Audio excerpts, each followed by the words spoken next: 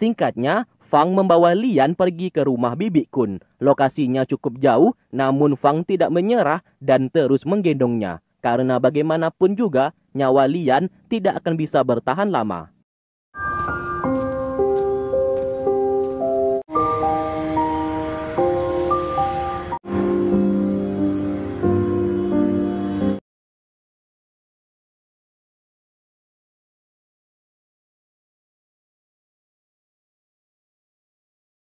Di saat itu, Mingzu berniat mencuri wadah Lumo yang merupakan senjata ajaib milik suku Nayin. Baru saja hendak membuka lemari besi di sana, tiba-tiba ia pun dipukul oleh Wan yang telah bersembunyi di sana. Ia memang mencurigainya dan menunggu kedatangannya sedari tadi. Lantas ia pun diseret ke hadapan sang majikan atas tuduhan berkhianat. Dari belakang, pedang panjang menusuknya hingga terbunuh. Di Viseng ternyata yang merencanakan semuanya ini dengan mengirim surat mengatasnamakan bunga kepada Mingzu untuk mencurinya. Di Viseng berencana menghabisi satu persatu orang kepercayaan bunga. Dan saat ini ia pun berpura-pura bekerja sama dengan sang majikan agar mendapatkan kepercayaannya. Di Viseng akan membantunya untuk mengumpulkan keempat potongan giok saat ini. Apabila berhasil, sang majikan juga harus membantunya membuat sekte aliansi Jin Yuan miliknya menjadi sekte terkuat. Di tempat lain, Bunga berusaha memasang racun di dalam dupa supaya Di Viseng tetap lupa ingatan. Tak lama kemudian, Di Viseng datang menyerangnya. Ia pun mengaku hanya pura-pura lupa ingatan saja selama ini untuk mengetahui apa yang sebenarnya Bunga lakukan. Bunga terus menjelaskan apa yang ia lakukan selama ini untuk membuat Di Viseng menjadi penguasa. Tetap saja Di Viseng menolak dan tidak sudi memiliki wanita licik sepertinya. Tiba-tiba pasukan milik Bunga datang ke sana untuk menangkapnya. Siapa sangka Di Viseng sudah menyiapkan pasukannya sendiri dan curiga hari ini akan terjadi. Alhasil, seluruh pasukan Bunga langsung dihabisi. Sementara itu, Fang berhasil membawa Lian ke rumah Bibi Qin, istri dari gurunya Lian. Di sana Bibi Qin tidak berada di rumah dan mereka pun masuk ke dalam. Fang menemukan sepasang tempat tidur yang dicurigai milik San Gudao ayahnya bersama Li Xiangyi. Di sana, Lian membenarkan perkataannya. Kotak peninggalan San Gudao juga berada di sana. Fang melihat satu persatu barang ayahnya, namun ada yang aneh. Seluruh barang tersebut telah hancur berantakan, seperti salah satu pedang kayu milik San Gudao patah menjadi dua bagian. Lian sesaat teringat masa lalunya yang dikala itu San Gudao selalu kalah berduel melawannya. San Gudao sangat berambisi menjadi jauh lebih kuat dan berlatih sepanjang hari. Namun tetap saja ia belum bisa mengalahkan Li Xiangyi. Di dalam kotak tersebut terdapat tulisan nama Li Xiangyi yang disilang. Melihat itu, Lian akhirnya menyadari San Gudao selama ini membencinya, namun selalu disembunyikan dan berpura-pura bersikap baik di hadapannya selama ini. Lalu, Lian menceritakan masa lalunya kepada Fang. Di saat dulu, ia selalu menang setiap berduel melawan San Gudao. Hingga suatu ketika, ia sengaja mengalah. Namun hal itu disadari oleh sang guru yang sangat marah kepadanya apabila mengalah seperti itu. San Gudao yang mendengarkan hal tersebut merasa kesal karena Lian menganggap remeh dirinya. Semenjak kejadian itu, Lian tidak pernah mau mengalah lagi dan selama hidupnya San Gudao selalu kalah setiap berduel melawannya. Sementara di tempat lain, Di Viseng memasukkan Bunga ke dalam penjara yang berisikan orang-orang yang pernah dijahati oleh Bunga.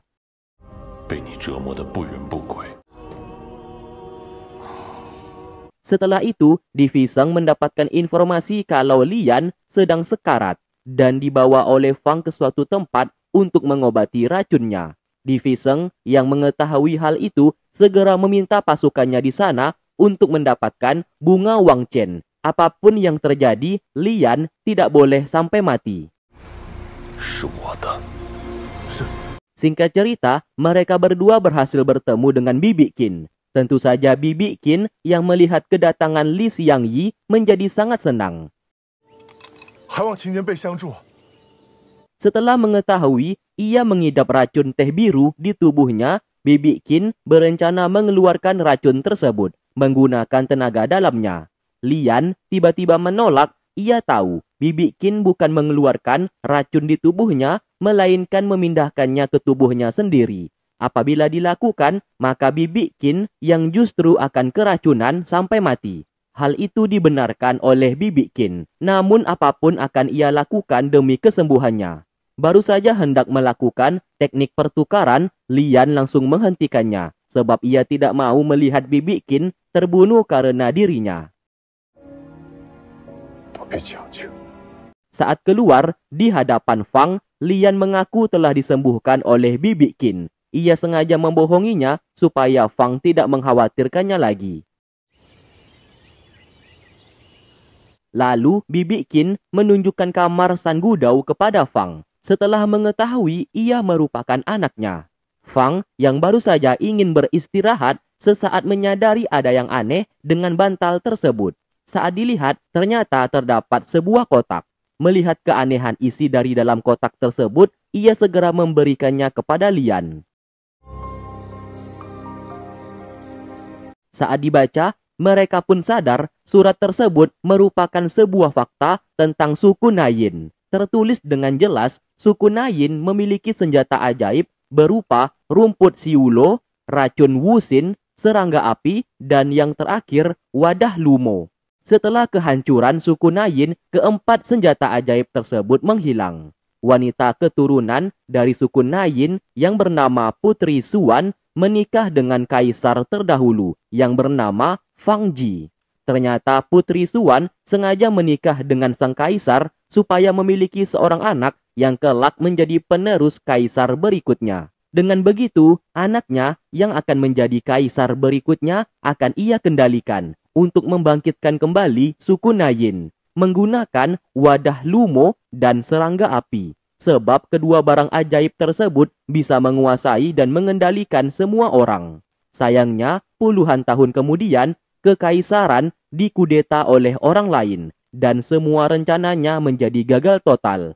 Ia pun tewas terbunuh dan anaknya menghilang.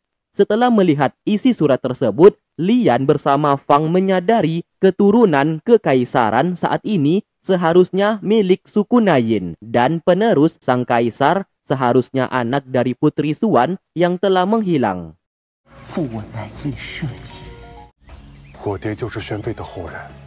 Di sana, mereka pun kembali dibuat terkejut setelah melihat tanggal lahir dari anak Putri Suan sama percis seperti tanggal lahir San Gudao. Bahkan, Lian menemukan sebuah gambar logo yang mirip seperti kalung yang selama ini dipakai oleh San Gudao.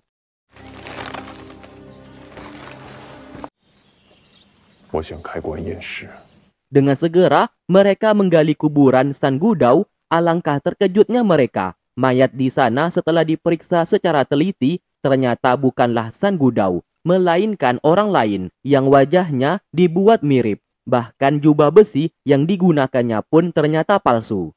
Mereka berdua sadar San Gudao sengaja memalsukan kematiannya dan mengadu domba sekte Sigu dan sekte aliansi Jin Yuan supaya menjadi hancur. Apa yang dilakukan San Gudao selama ini demi bisa merebut posisinya di kekaisaran.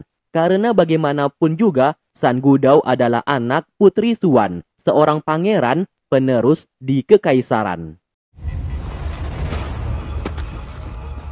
Di malam hari, Fang dihampiri oleh sang majikan dan menunjukkan dirinya, yang ternyata ia adalah San Gudao, ayahnya. Sontak, Fang sangat terkejut setelah mengetahui identitasnya. Di sana, San Gudao mengajak Fang untuk ikut bersamanya menguasai dunia, karena mereka adalah keturunan suku Nayin, suku yang seharusnya menjadi pemimpin di kekaisaran, menurut garis keturunan. Fang tentu saja menolak. Meskipun ia adalah ayahnya, namun selama ini San Gudao sudah mencampakkannya. Yang ia akui saat ini adalah ayah dan ibunya dari keluarga Fang yang sudah membesarkannya hingga sampai saat ini. San Gudao berkata, ayah dan ibunya itu bukan berasal dari keluarga Nayin. Di saat dulu, ia menikah dengan wanita dari keluarga Fang dan memiliki seorang anak, yaitu dirinya. San Gudao mengaku ia meninggalkan Fang bukan mencampakkannya, melainkan ia selama ini berusaha merebut apa yang seharusnya milik mereka, yaitu posisi di kekaisaran. Lian lalu datang ke sana dan sangat terkejut melihatnya masih hidup.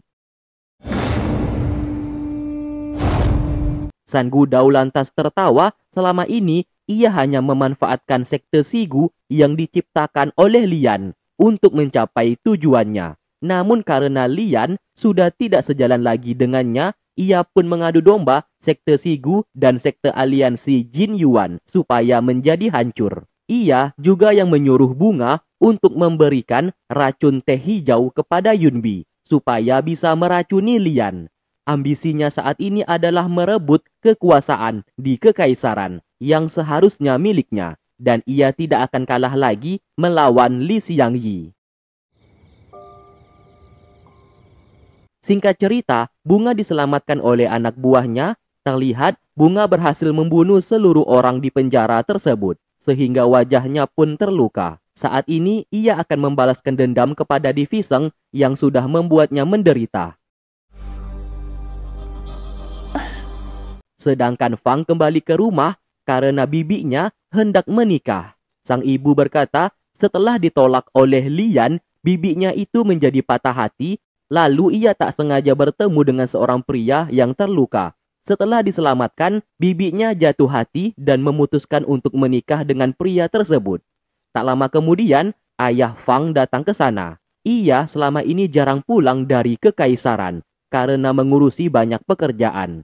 Fang segera memeluknya sebab sudah lama tidak bertemu. Setelah itu, sang ibu menunjukkan sebuah kotak hadiah pernikahan milik bibinya yang diberikan oleh seseorang, yang dimana sang ibu melihat potongan giok berada di dalam kotak tersebut dan ia tidak tahu siapa yang memberikannya. Sontak mereka terkejut dan segera memeriksa. Namun sayang, potongan giok itu sudah tidak ada. Sang ibu juga dibuat terkejut karena 3 jam yang lalu ia melihat ada isinya. Mereka pun sadar terdapat seseorang yang sudah mencuri potongan giok tersebut. Mereka pun lantas melihat para tamu undangan saat ini dan mustahil bisa menemukan si pencuri karena banyak sekali orang di sana. Lalu, Fang bersama ibunya memanggil pendekar yang selalu menjaga keluarga mereka yang bernama Pendekar Zan. Saat bertemu, Zan sangat terkejut melihat Li Xiangyi di sana. Begitu juga dengan Lian yang seperti sangat mengenalnya. Setelah itu, mereka pun mengadakan rapat. Ibu Fang meminta Zan untuk menjaga pintu keluar supaya bisa melihat orang yang sangat mencurigakan. Singkatnya, Ibu Fang sengaja menggelar sebuah acara dengan memperlihatkan semua harta berharga milik keluarganya. Sang ibu bersama yang lainnya berencana menunjukkan sebuah potongan giok di hadapan para tamu untuk melihat ekspresi mereka. Di saat menunjukkan potongan giok tersebut, terlihat salah satu tamu menunjukkan ekspresi yang sangat mencurigakan. Pria itu lantas keluar untuk kembali ke penginapan. Ia bernama Tuan Xing. Ibu Fang lalu menghampirinya dan mengajak ia minum teh bersama. Selagi Ibu Fang mengalihkan perhatian, Fang bersama Lian memasuki kamarnya untuk mencari potongan giok yang sudah dicuri. Namun yang mereka temukan sebuah gantungan di bawah bantal. Lian yang melihat itu segera mengembalikannya ke tempat asalnya. Di malam hari, Pendekar Zan menyerang Lian yang ternyata memang benar mereka berdua ini saling mengenal satu sama lain. Lian sangat senang bisa bertemu dengannya lagi. Saat kembali ke rumah, Fang memarahinya karena ia sudah tahu Lian mengenal pendekar Zan, namun kenapa tidak menceritakan kepadanya. Lian lalu menceritakan masa lalunya, alasan pendekar Zan tidak pernah mengikat rambutnya karena di saat dulu mereka pernah berduel. Zan yang kalah dipinta oleh Lian untuk tidak usah mengikat rambutnya lagi. Siapa sangka selama 10 tahun terakhir ini Zan benar-benar melakukan itu.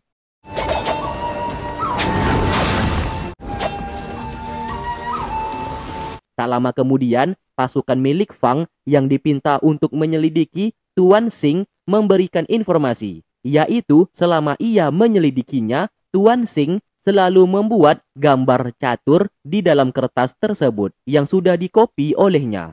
Melihat gambar catur itu, mereka pun bingung apa yang sedang dilakukan oleh Tuan Xing saat ini.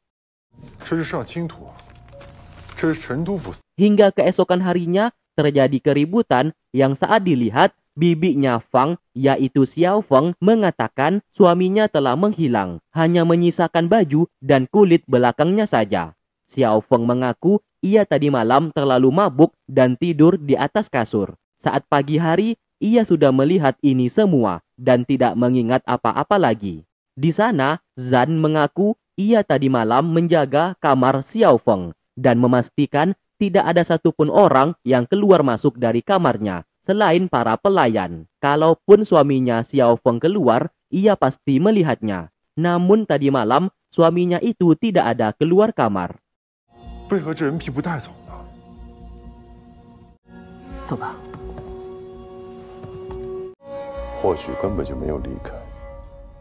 Mereka pun mulai menyelidiki kamar tersebut. Lalu ditemukan bahwa kasur terdapat lilin yang sangat banyak. Saat dibongkar, mereka menemukan mayat wanita di dalamnya dengan kulit punggungnya sudah dirobek. Saat dilihat, wanita itu ternyata seorang pelayan baru di kediaman keluarga Fang. Zan yang memegang tangannya, tiba-tiba gelang tersebut mengeluarkan senjata rahasia. Beruntung ia berhasil menghindar. Lian segera melihat situasi kamar ini dan mendapati sebuah fakta. Ia menyimpulkan tadi malam Xiao Feng bersama suaminya pasti sedang minum arak. Namun suaminya sengaja menumpahkan arak tersebut agar tidak dipinum supaya tidak mabuk. Lalu Lian menemukan cermin tergeletak di lantai yang tak seharusnya berada di sana. Apabila terjadi pertarungan, seharusnya seluruh barang di atas meja sudah hancur. Namun terlihat hanya cermin itu saja yang berpindah dari mejanya. Bisa disimpulkan, suaminya Xiao Feng tadi malam sedang bercermin dan tak sengaja melihat seseorang datang untuk membunuhnya. Cermin itu lalu dilempar. Wanita pelayan yang mati saat ini adalah pelakunya. Dengan menggunakan senjata di gelangnya, namun sayang ia dibunuh oleh suaminya Xiao Feng. Saat melihat tusuk konde milik pelayan tersebut, Lian sadar logo ataupun lambangnya sama percis seperti gantungan batu giok milik Tuan Xing. Bisa disimpulkan, Tuan Xing dan wanita ini merupakan komplotan yang pasti berniat mencuri potongan giok. Pasukan lalu datang ke sana dalam melaporkan Tuan Xing sudah menghilang dari penginapan. Mereka lalu menggeledah isi kamar wanita pelayan yang mati barusan. Ditemukan buku berisikan gambar catur lengkap dengan tulisannya. Yang saat diselidiki, sebuah fakta terungkap, Tuan Xing bersama wanita ini menggunakan gambar catur sebagai alat berkomunikasi yang bisa diterjemahkan setiap letak ataupun posisi gambar catur di kertas tersebut.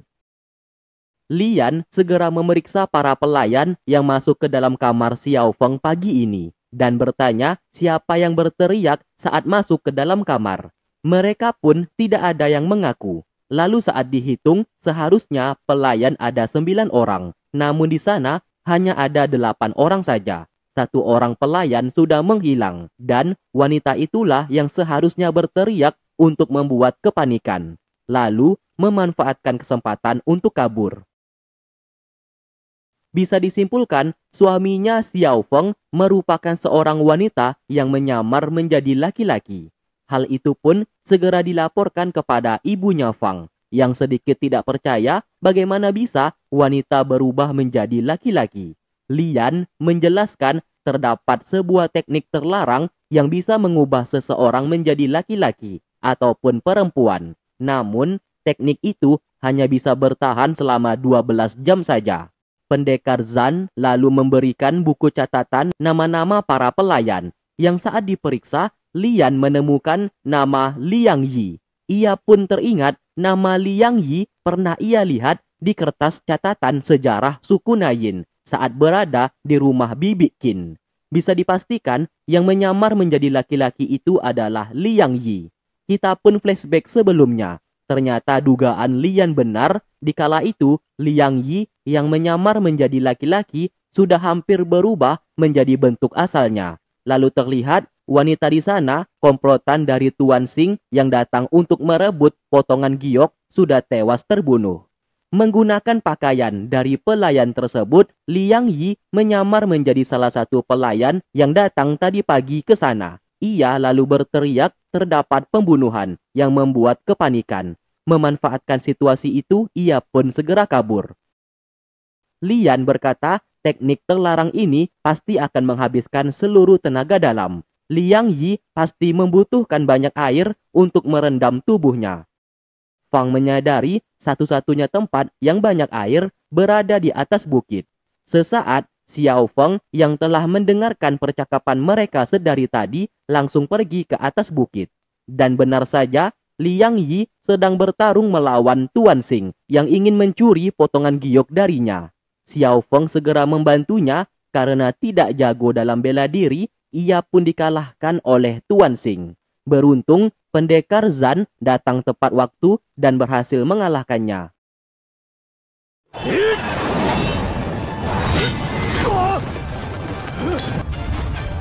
Singkat cerita, mereka menemui Liang Yi yang sudah sekarat dan tidak dapat tertolong lagi. Di sanalah ia menceritakan alasannya melakukan semuanya ini. Waktu dulu, ia bersama suaminya memang berasal dari suku Nayin dan memegang potongan giok tersebut. Di tengah pelariannya, sang suami dibunuh oleh pasukan aliansi Jin Yuan untuk merebut potongan giok dari tangannya. Marah atas perbuatan mereka, Liang Yi bersumpah tidak akan menyerahkan potongan giok kepada mereka. Setelah berhasil kabur, ia pun pingsan karena terluka parah. Kebetulan, Xiao Feng menemukannya dan membawanya kembali, yang dimana Liang Yi di saat itu sudah merubah bentuknya menjadi laki-laki, agar bisa mengelabuhi pasukan aliansi Jin Yuan yang mengejar. Siapa sangka, Xiao Feng justru menyukainya dan mengajak menikah. Hal itu pun disetujui olehnya agar bisa bersembunyi.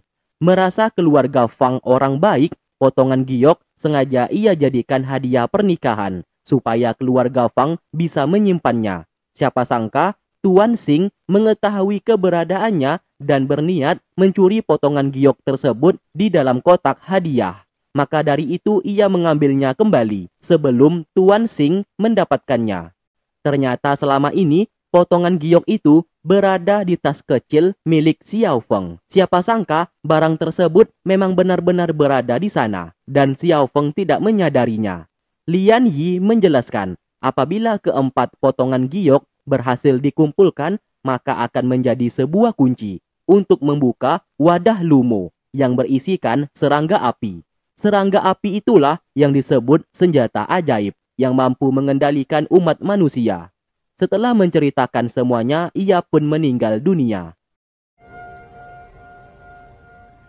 Tak lama kemudian terdengar bunyi serangan yang saat mereka keluar, ternyata yang datang adalah San Gudao membawa pasukannya yang berniat merampas potongan giok dari tangan mereka. Kedatangannya saat ini juga akan membunuh Li Xiangyi. Ia ingin membuktikan dirinya jauh lebih kuat dan akan mampu mengalahkannya. Sontak semua orang di sana sangat terkejut setelah mengetahui kalau Lian adalah Li Xiangyi, legenda pendekar terhebat 10 tahun yang lalu.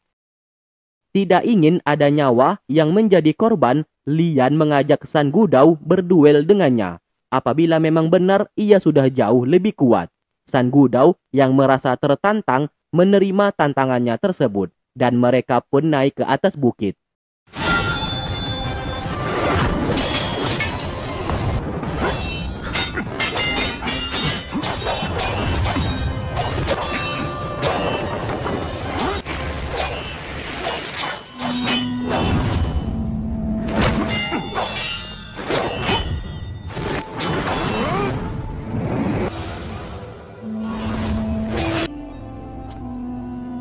Lalu di sana, San Gudao menceritakan bagaimana guru mereka bisa tewas terbunuh. Ternyata di saat dulu, guru mereka mati karena ulah San Gudao. San Gudao membuat berita palsu tentang Li Xiangyi yang terluka parah, supaya sang guru memberikan seluruh tenaga dalamnya untuk membantu Li Xiangyi. Setelah San Gudao berhasil mendapatkan tenaga dalam pemberian dari gurunya, ia pun membunuh sang guru. Di sana, Lian sangat bersedih kenapa ia melakukan semuanya ini. San Gudao berkata ia sangat iri kepadanya karena sang guru menaruh perhatian lebih kepadanya waktu dulu. Terlebih lagi, San Gudao selalu kalah berduel dengannya, yang membuat ia semakin berambisi untuk menjadi kuat agar bisa mengalahkannya. Mendengarkan hal tersebut, Lian menjadi sangat murka. Ia pun bersumpah akan membunuhnya untuk membalaskan dendam kematian sang guru. Hanya bermodalkan tenaga dalam 10% saja, Lian mampu mengimbangi kemampuan San Gudao, bahkan membuatnya terpojok.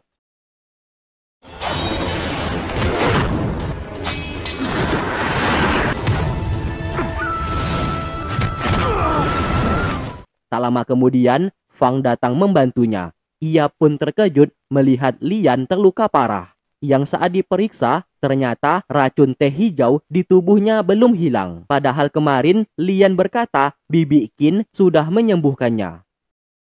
Sementara itu, San Gudao memberikan perintah dan seketika pasukannya langsung menyerang dan peperangan pun terjadi.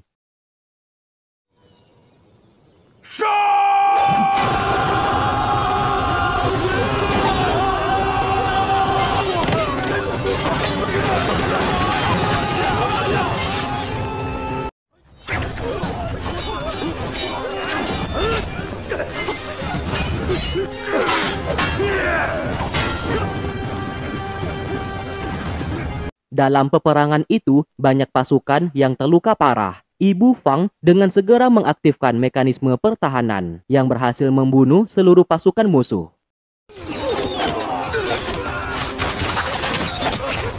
San Gudao yang melihat pasukannya sudah dikalahkan tidak kehabisan akal. Ia pun memanggil anak buah terkuatnya yang bergelar Biksu Iblis. Alhasil, Fang beserta yang lainnya kewalahan melawan biksu iblis tersebut yang bersembunyi di dalam sebuah lonceng.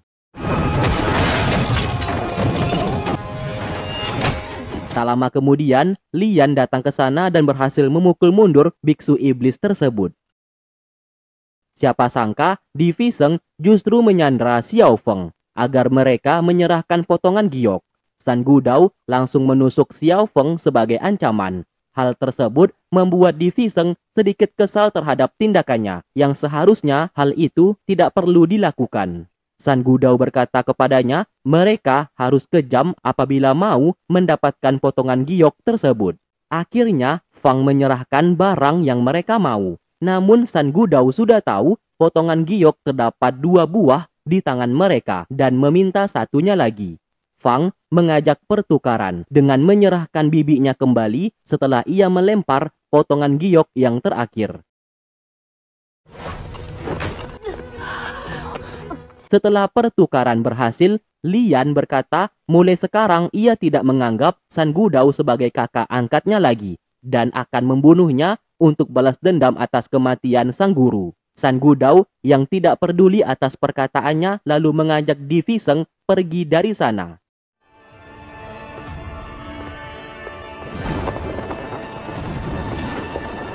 Singkat cerita, keempat potongan giok berhasil dikumpulkan. San Gudao mengeluarkan wadah lumo. Dengan barang tersebut, ia pasti bisa menguasai dunia dan mengendalikan seluruh umat manusia.